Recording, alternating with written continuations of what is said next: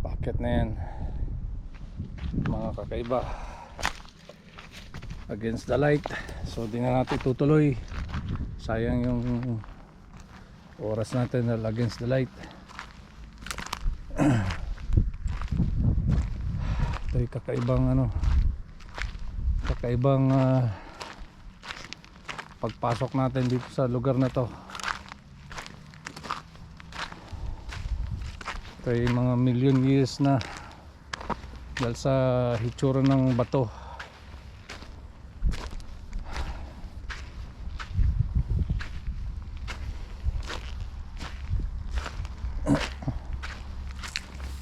At may hangganan lang tayo, hindi natin tutuloy yung lugar na sa tingin natin hindi na dapat puntahan.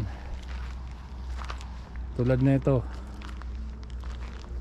maganda siya, pero hindi ko natangkain pumunta dahil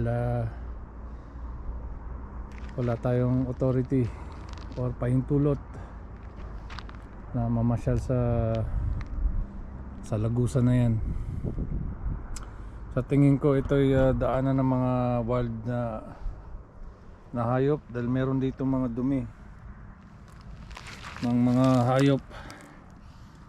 Sa tingin ko mga wild deer, napakarami.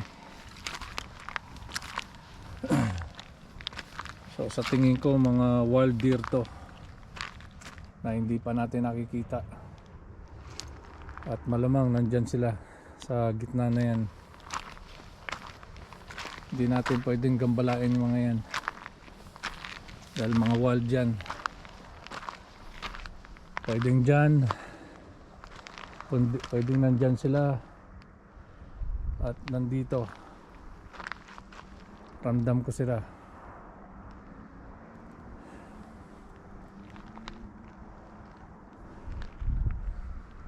So hindi natin gagambalain sila sa pananahimik nilang territorial area. Ito yung territorial area itong napasok natin. So hindi natin gagambalain at atras tayo dahil ang mga territorial wild animals, kapag ginambala natin yung kanilang katahimikan, pwede tayong atakihin ng mga yan. So hinala ko lang isang wild deer to mga to.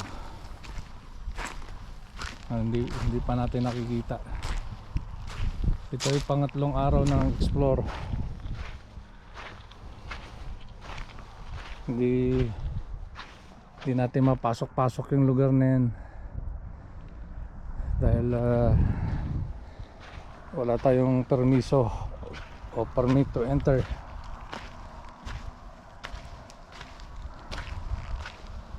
So nagkalat yung mga dumi nila dito. Sobrang dami. At maraming mga butas dito. At meron ditong mga parang isang uri ng patibong. So baka ito'y tirahan ng mga lizard, yung desert lizard. So hindi natin tangkain. Atras yung mga butas na yan. Ganyan sa karaming butas, so ibig sabihin may naninirahan dyan. Hindi lang tayo sigurado kung yun ba yung wild lizard.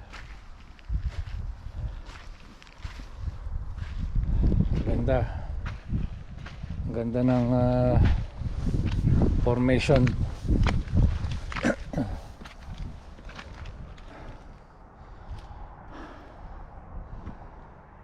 Napakaganda. Yan, mga dumi nila. Ito yung territory nila to, itong lugar na to. Yung pasok natin isang territorial area. Yan o, may mga butas-butas. Hindi natin lapitan yan dahil baka bulagain tayo. Wala tayong magawa. Yan.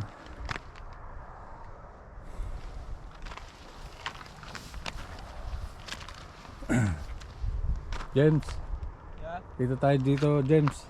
Oo. Yan. Ganda ng natural formations ng isang desert plants. Ito yung tinatawag thorn of trees.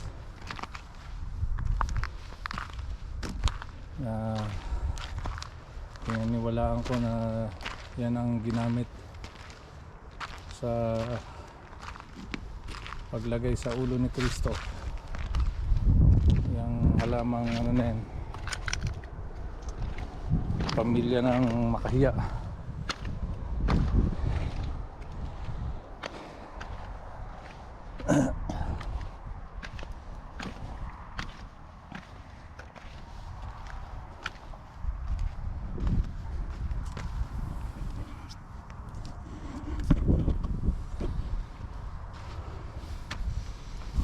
Yan. Ito yung nagsasabi na may nakatira talaga dito. Yan, itong mga to. Yan.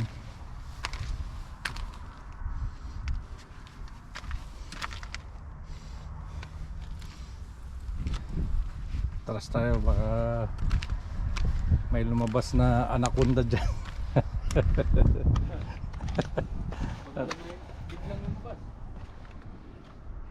Yan yung partner ko, si James Benitez from Cebu.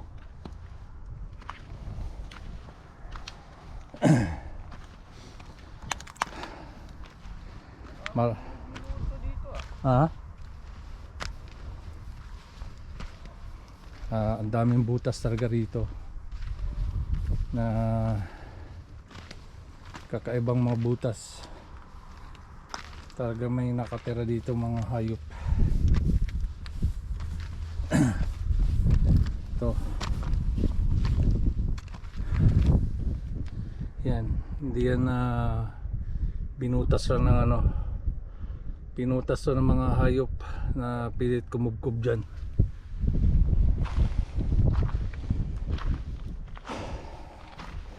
Pati dito. Yan. Nakatakot lang silipin, baka may bumulaga na isang mabangis.